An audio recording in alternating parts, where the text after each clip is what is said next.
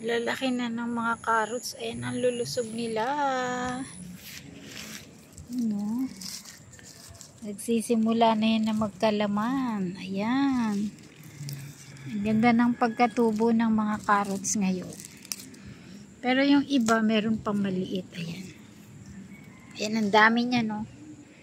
Ilang puno din yan na itanim ko na carrots na nabuhay. Ayun, hanggang doon pa siya. Ayun naman sa kabila. Ayan, hanggang doon pa. Siguro may 50 pieces na carrots yung nabuhay ngayon na mga tinanim ko. Ayan guys. Diba nakakatuwa talagang pagmasdan.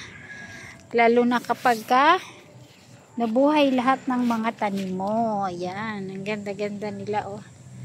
Ganda ng mga dahon nila. Ang lulusog. Green na green. Ayan. Magbigay kayo sa akin ng magagandang laman, ha.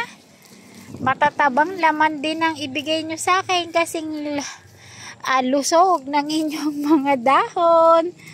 Para naman, mabenta natin ng mas, magandang presyo yung inyong mga laman. Ayan. Meron po kasi ako ditong pinagdadalahan ng mga tanim ko.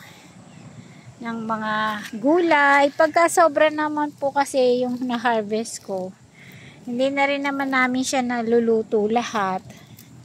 May pinagdadalahan akong tindahan na binibili niya yung mga ibang tanim ko na dinadala ko sa kanya. Ayan. Kung mapapansin niyo guys, meron siyang mga tuyong dahon sa ibabaw.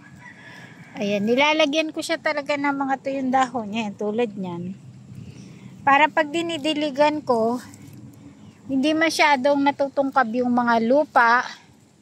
At fertilizer din sa kanila yan. Kapag natunaw na yung mga dahon na yan, humahalo yan sa lupa yan.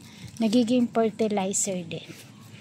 Ayan guys, abangan nyo guys malapit na yan.